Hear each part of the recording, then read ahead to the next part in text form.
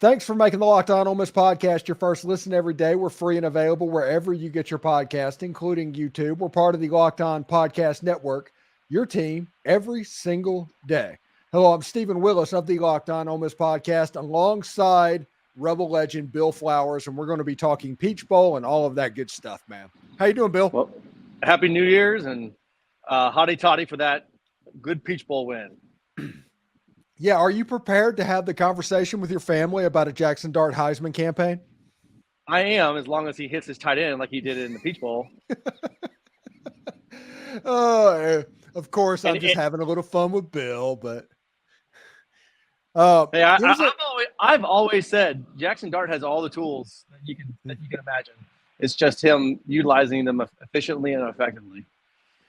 Yeah, and it's an interesting situation because there's been 3 times this year where Ole Miss has legitimately feared the front 7 that they were playing. It was LSU, it was Texas A&M, and Penn State. And each and every time we saw a different version of Jaxson Dart to the rest of the season. And he was so effective in those 3 games, and he was really effective in this Penn State game. Well, I think what made him so effective was that he bought into the tight end. Now, I will say, Prescorn has not been healthy all year long. He looked healthy today for the game. He looked healthy. That was the first time I've seen him not look under, not 100%. So to see him and what he had, I tell you, after the performance he had, Ole Miss is going to have to worry about somebody trying to poach him. I mean, he was a game difference maker. I mean, he played like everybody thought, he was going to play coming out of Memphis, and I just think he was hurt, and I think he finally got some rest. He got he was ready, and you saw what kind of a difference maker he can be, and I think you also saw a Jaxson Dart that has matured and has gotten better and is understanding that the tight end is your quarterback's best friend, and I think you saw that. So the progression that Jaxson Dart made this year, and like we kind of mentioned off air, it was the first time I'd ever seen Jaxson Dart ever do an RPO read and look for the tight end, and he did it early in the game, and he didn't throw it because he was covered. But when he did that, I was sort of like, did I just see that? And I knew that, something, he's evolving, he's progressing. And to see him hit the tight end that much, to me, means the coaching has really gotten onto him about utilizing tight end, utilizing the middle of the field. And you saw that. There's been media reports already, like preseason top 5 Ole Miss, like in just numerous different things, including PFF, Pro Football Focus today. What was it like going in? And we know how the 2004 season played out for you, but after that Cotton Bowl that you went through with Eli his senior year, was there any hype leading up to the 2004 season, or was it just attributed to Eli? I think it was. You had a lot of expectation from the team that was, all the talent that we had, but there was so much of a question mark on quarterback that there was always going to be. We don't really know what Ole Miss has until they played. Not like this year where you have a returning quarterback that you know what you've got. So it's completely different scenario. Trey Harris is coming back, and he was just rated as one of the top 100 college football players of 2023. And Ole Miss is bringing back Jordan Watkins. Dayton Wade graduated, but they've went out and gotten Juice Wells. They've went out and gotten Deion Smith. There's the potential that this wide receiver unit will be the best in college football next year. Very well could be. And when you add the dynamic tight end that you have, there's going to be a, sort of they say the embarrassment of riches. How will they utilize everybody? How will they do that? So that will be interesting to see what they do. And you have some young guys, Williams, that we know that he can play.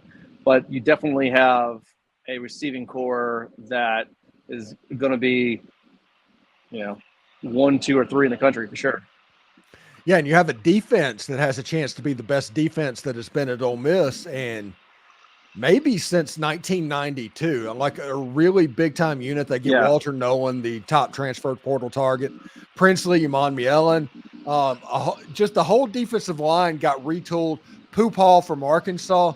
What does it mean knowing that, the defense is going to be there, so the offense, as good as it's going to be, and it's gotten better, doesn't have to score even as many points as they did this year?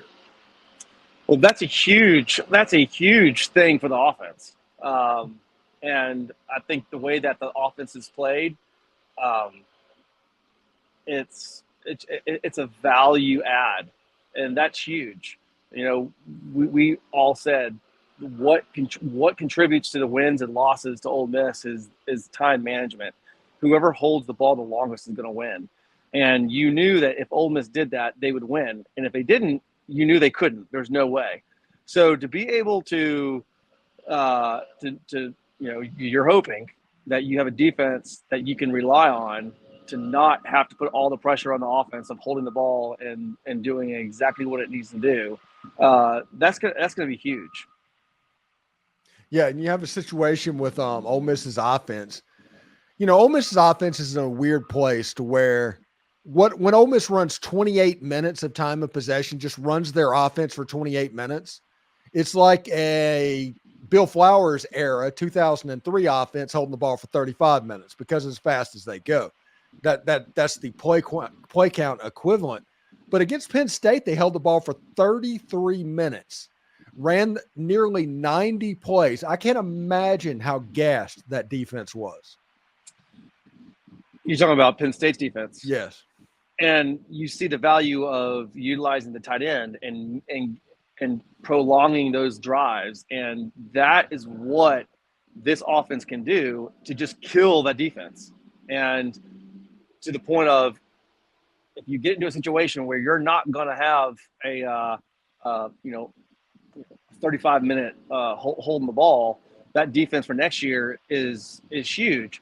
But man, I mean, it's not. I would say that because it's a bowl game, you probably do have some wear and tear. You have some stamina. But the thing that's the biggest thing for the defense is their will. And when you hold the ball and you convert on third downs, you break the defense's will. And if you want to beat a team, that's what you got to do, is just break their will.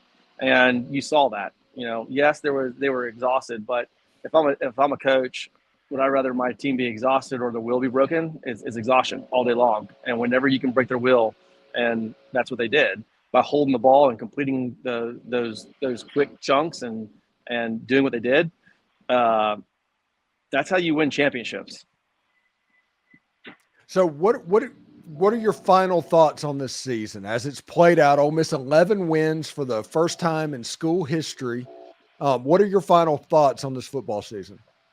I think the Peach Bowl was a massive leap in progression for Dart. And without the Peach Bowl, I still would have some question marks. I think with the Peach Bowl and how he progressed and how he uses tight ends and how he uses other weapons, how our defense played without some of the new additions. This was a fantastic, great year. They progressed. Obviously 11 wins, but the Peach Bowl itself was a huge opportunity for Dart to improve. But prior to this call, we talked about what's the value of bowl games, and when I talked about the practice, it's being able to utilize the young guys, being able to get more teaching opportunities for these players. And to me, the biggest jump in value to this team was Jaxson Dart. And so I think that this year was an absolute success. Going into the Peach Bowl, I would say you had a really good year. After the Peach Bowl, it's fantastic. It's about as blue skies as Ole Miss has ever seen before. Thanks for making the Locked On Ole Miss podcast your first listen every day. We're free and available wherever you get your podcast, including YouTube. We're part of the Locked On Podcast Network, your team every day. Bill Flowers, Ole Miss legend, thank you for joining the show, man. And I guess after the spring game will be the next time I talk to you. Yes, sir. All right. Take care, buddy, and hotty toddy. Hotty toddy. Bye-bye.